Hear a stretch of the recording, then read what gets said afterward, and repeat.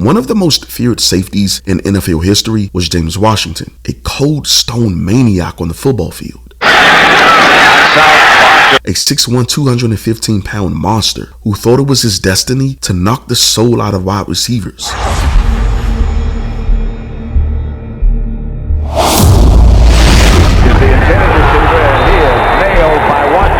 That's one of the most dangerous right now. You know, that inside of the field at about 10 or 15 yards. They called him drive-by. The collision, Terry Kirby.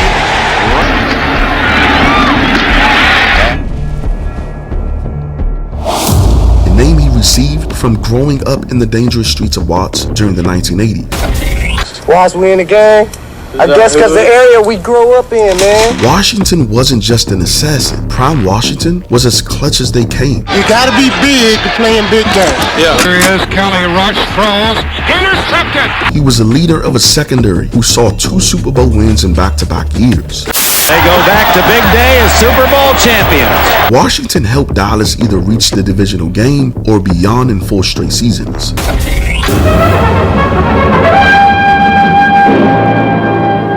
6 days of rioting in a Negro section of Los Angeles left behind scenes reminiscent of war-torn cities. Washington was born in 1965 in Watts, California on January 10th, a few months before the Watts riots. 523 cities, towns, and counties in every state of the Union have already organized effective local anti-poverty programs.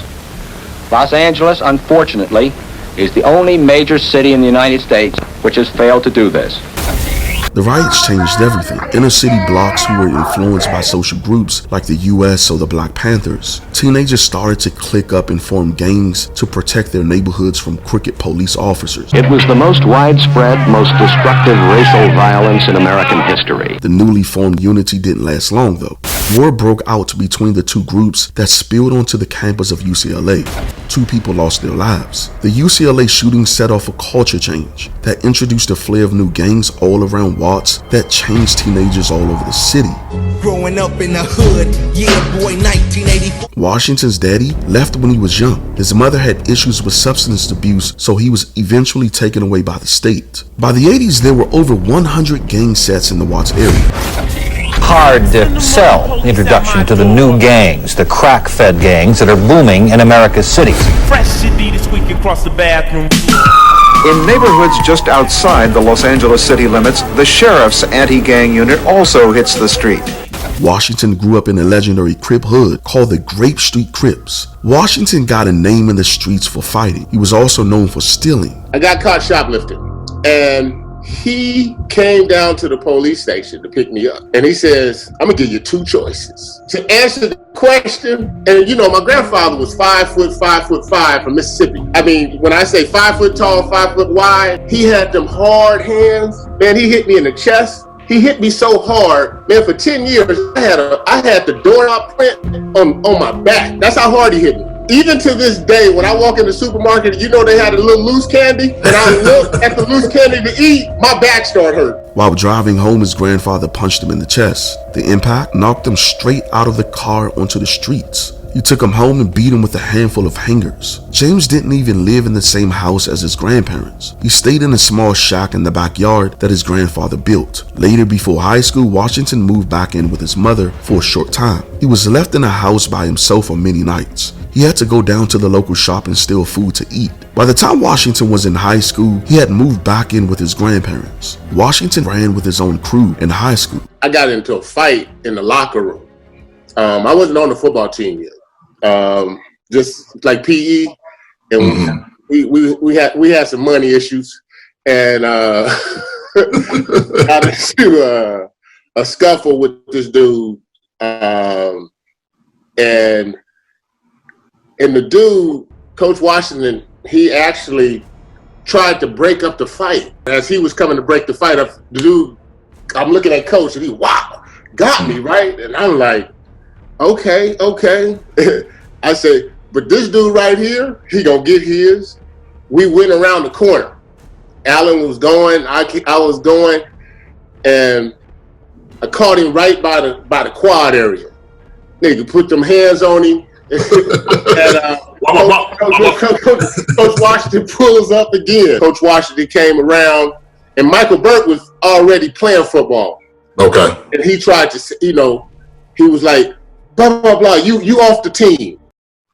And I was like, sir, I don't really know you like that, but that's my problem. This ain't Mike's problem. Mike just kind of identified where he was at. Mike didn't do nothing. And because I owned up to it, I don't know what happened at that point in time. He called me and said, "Hey, you come to my office tomorrow." Washington played football for the first time in his life, and it wasn't at the safety position. He was actually a wide receiver and a shutdown defensive back. Washington was a star at Jordan High School. In his last year at Jordan, he was an All-American. That same year, collegiate coaches around the country visited Washington's house in the middle of the hood. I'm from USC. One of those coaches was UCLA's very own coach Terry Donahue. Washington was promised that he was going to be a two-way starter. This was Washington's only ticket out of Watts. In the 80s, for a teenager to leave Watts on a D1 scholarship and a free ride to get an education was rare. Washington's grandmother signed the dotted line and sent her grandson to UCLA. UCLA is young, but there is enough of a nucleus to take them a long, long way at 83. Well, Joe, I think it's safe to say the road to the Rose Bowl will be long and hard, but these young Bruins of Terry Donahue have set their sights very high. They'll be very tough to beat. By the time spring ball started, Washington was so good on defense that he only practiced for one day on offense. Washington thought that he could really start on defense at the cornerback position in his freshman year, but unfortunately they redshirted his entire class. In a lot of ways, that was a blessing. Coming out of Watts, Washington still had that brawler's mentality. Remember our freshman year, you know how they do that party they get together and they supposed to be so hard. And I go on Miami's bus. Once we left the Fiesta Bowl, this is before the game, and I go on their bus, and they trying to act like they hard. And what I learned is that if you have the respect of the top dude, which was Baines at the time, Toma Baines. So I'm like, "Hey Baines, what you doing tonight? Blah blah blah. Where y'all going? Da da da." And then it was some other dudes on the bus saying, "Bro, that's Miami style. Bro, what you doing on the bus? What you doing on our bus?" Like that. I was like, "Bro, ain't nobody talking to you." "Baines, what you doing tonight, man?" And he didn't say nothing. Then somebody jumped in my face. I said, "Besides the defensive linemen, if y'all don't all jump me at one time, I will whoop everybody's ass on this bus except Baines." And somebody jumped in my face, and Baines jumped up. He said, "Hey, one-on-one, let's see what he can do. But if anybody jump in, y'all gonna deal with me." Washington almost fought the entire Miami team that day, except for those linemen. Over the next year, Washington began to gain weight. He was 170 pounds in high school, but by his second year in college, he was now 180 to 200 pounds. Washington and cornerback Dennis Price switched roles, and for the first time in Washington's young football career, he played safety. I had never played safety before. In my recruiting class, Dennis Price from Long Beach Poly, he was one of the top recruits, was a safety. Chucky Miller was the corner. Before Washington, UCLA had a rich history of dominant safeties. And this sophomore is a tremendous defensive safety, man. He can jump. He was a quarterback in high school. He can hit. He can do everything. The Cold Stone legendary Kenny Easley and Don Rogers, who was a menace in the backfield. UCLA safeties had a reputation that if you were a quarterback, don't run the ball and don't throw across the middle. After watching tape of these legendary players, Washington was intimidated by their greatness. You gotta understand, in high school, he was a shutdown cornerback. So to be asked to follow in the footsteps of these giants was life-changing. That was a change up of philosophy. He went from being a shutdown cornerback from now having to have to walk in the shadows of some of the greatest safeties in college history. You couldn't start on UCLA as a safety without being able to hit. In order for Washington to be successful, he had to change his mindset. So he reached back to that mentality that he had surviving the streets of Watts and brought the streets back to the yard. They eventually called him Drive-By because he was a brutal hitter who grew up in the hood. James had a mixture of fundamentals and street mentality that worked together, which was at times game-changing.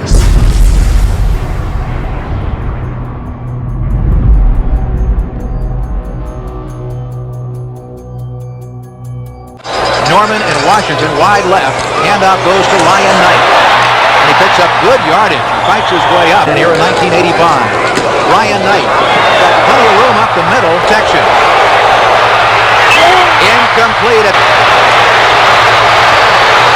And he throws. And it's intercepted by UCLA. James Washington, after it was deflected, picked it off. And Rodney Peete made a freshman mistake. He never should have thrown that football, and it cost him. It's a play breaking the ball up. We'll see if he hits Norman early.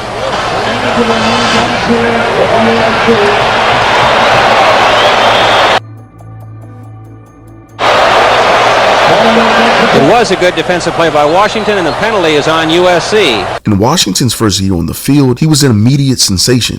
Play action fakes by Craig Sundberg, and James Washington, the free safety of UCLA, is a very aggressive football player.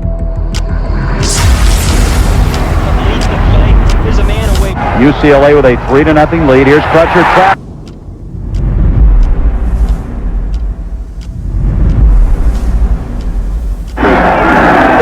Hits to Crutcher. Hold ahead of him blocking. To the 25, and he'll be dropped at the 24-yard line. And we may have Crutcher shaken up. He is not getting up. The young freshman led his team in tackles with 119. It was the first time that a UCLA freshman had that many tackles in a season.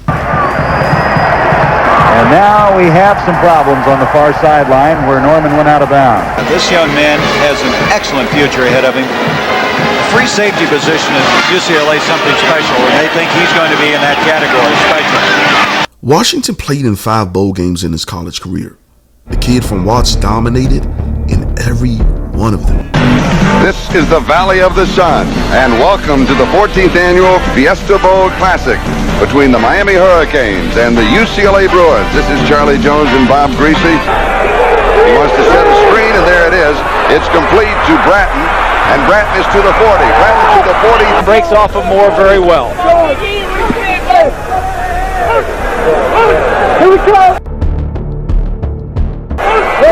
Blitz is coming. Gozar's in trouble, and he is sacked. Something a little bit different by UCLA. Number 3, James Washington, the freshman, showing a safety blitz on the first possession pass of the ball game. Gozar rolling right, throwing. Smith juggled, incomplete. Tight end. May have gained half a yard on the play. You gotta be big to play in big games. Yeah. James Washington, the freshman, showing a safety blitz on the first. Yeah, no, it's intercepted. It's picked off in the air. The Bruins have the ball. James Washington taking the care of. Rutledge made the play, and Washington with the interception. The young kid had a game of his lifetime. He won the co-MVP of the game. Washington tore up the same knee twice in his junior and senior years. He was selected by the Los Angeles Rams in the 5th round of the 1988 NFL Draft. Washington had finally accomplished his dreams. A year after his rookie season, Washington played as a reserve in his first few games of the season until he was injured again in the 9th game. He suffered a high thigh injury that put him on IR. But this didn't deter Washington. Washington got healthy, and a few weeks later, the first start of his career was in the NFC Conference Championship game. He replaced an injured Vince Newsom at free safety. Although the Rams were blown out, he was one of the bright lights in that game. He had 9 solo tackles. After that season, the Rams left him unprotected, eligible to sign with any team under Plan B free agency at the end of the 1989 season. At the time, the Dallas Cowboys had one of Washington's college teammates and close friends, Ken Norton Jr. Ken and Washington wanted to team up together like old times. But Ken Norton was my dude. You know, we played together. He was a signal caller for the front, and I was a signal caller. But Washington had reservations. Dallas was the worst team in football in 1989. You gotta understand, up until that point, Washington never played for a bad team in his entire football career. In 1990, he had an interview with Jimmy Johnson that surprised him. I mean, absolutely surprised him. So they take me back to the Dallas facility, man, and next thing you know, I'm sitting in front of Jimmy Johnson. Say, have you talked to your agent yet? we ain't got cell phones back then. So I was like, no. He says, well, we in the process of negotiating your deal right now. And I said, hell no, y'all was 1-15. You want to come here? You know what I'm saying? Yeah. Like, he laughed. He said, yeah. He said it was a tough year last year, but we're trying to build a Super Bowl contender. And he said, I'm trying to get certain kind of guys in this locker room. This is what he said. I'm trying to get certain kind of guys in my locker room. And you're that guy. You're that kind of guy that I need to kind of come in here and shake it up. And then he started telling me the story about the bus. Oh, wow. Yeah, he said, you remember you getting on the bus your freshman year? Your redshirt freshman year? I said, yeah, I was trying to see what Baines was doing. He said, yeah, I was sitting in the front seat. He says, like I say, I want kind of guys like you, and I'm going to put some guys like you on this team. And it was that day when he decided that he wanted to help Johnson turn around the legendary franchise that had hit rock bottom. On March 30th, 1990, he was signed in Plan B free agency by the Dallas Cowboys. During his year with the Cowboys, he was a villain in the secondary. Drive-by terrorized receivers coming across the field. In 1991, he became the regular starter at strong safety. He didn't disappoint. He had over 113 tackles and 2 interceptions. Dallas had the 7th best defense in passing touchdowns percentages allowed. Washington was second in interceptions. As a safety, James Washington was so dominant in tackles that year, it's a shame that no one talks about it. Look at Jack Del Rio, who was a middle linebacker. Now, look at where Washington is at, 113 tackles. The next safety next to Washington was Bill Bates, and he had 33 tackles. In 1991, Washington was so reliable at the strong safety position that the only safety who was close to him in tackles was Bill Bates. He was also the only player on the Cowboys defense who had over 100 tackles with at least 2 interceptions. In fact, Washington's numbers stood out even among the league leaders at the strong safety positions. He had the 2nd most tackles in the league among strong safeties. Only 2 strong safeties in the entire league had over 100 tackles and at least 2 interceptions. Washington was balling out in 91, and a lot of fans didn't even know it. This year demonstrated that the road to the Super Bowl can be surveyed in many ways. The next year, the Cowboys switched up Thomas Everett in Washington's position. Washington went back to his original position in college, which was free safety. He was just as good as his 91 performance. He was only one of 7 free safeties who were top 6 in tackles and who also had at least 3 interceptions. That Dallas passing defense was 5th in the league in passing yards allowed, and Washington was a top defender in the backfield on that team. Although wasn't as athletic as Woodson, was one of the few safeties in the league who could play high and low. He played in the box, outside of the box. He covered tight ends and was a dominant force in the middle of the field as a high safety. Dallas had a host of athletic safeties in those early 90s who were amazing. But before Woodson took the throne, Washington and Everett were the most complete safeties on the team. The great Bill Bates was late in his career. Washington is one of the greatest clutch players in sports history. I know, strong words. But Washington played in 5 bowl games in his college career. That is one of the highest bowl attendees in college history by a starting safety. In his 3rd year with Dallas in 1992, he had a solid game in the Super Bowl against the Bills. He made an interception in the first quarter that resulted in the first Cowboys touchdown. That turnover helped start a turnover feast, a Super Bowl record, 9 turnovers. The next season, Dallas made it to their consecutive Super Bowl. Washington would put together a game for the ages. James Washington has a touchdown today, caused a fumble, recovered a fumble, made an interception. Hey, congratulations, man. Congratulations, you too. And a fumble recovery for a touchdown. Now, think about this. Washington played in 5 bowl games in college and in 2 Super Bowls in the pros. This means that Washington was 7-0 in so-called bowl games. He didn't just play in these games either. He was an intricate part of all of them. Now, I know Washington didn't win the MVP in 1993, but Washington put together numbers that should have at least made him a co-MVP along with Smith. So in my book, he played at an MVP level in 2 so-called bowl games at the highest levels of football. Washington from 1984 to 1995 played in 5 bowl games, 4 NFC championship games, won 2 Super Bowls, and went to the playoffs 6 times in his 7 years as an NFL player. From college and throughout his years as a pro, he only experienced 2 losing seasons. I think it's time to give James Washington his flowers. If you look at his work in college and in the NFL, he is one of the greatest winners that football has ever seen and one of the most underrated safeties in Cowboys history. Until next time, make sure to like the video and subscribe to the channel. And as always, thanks for watching.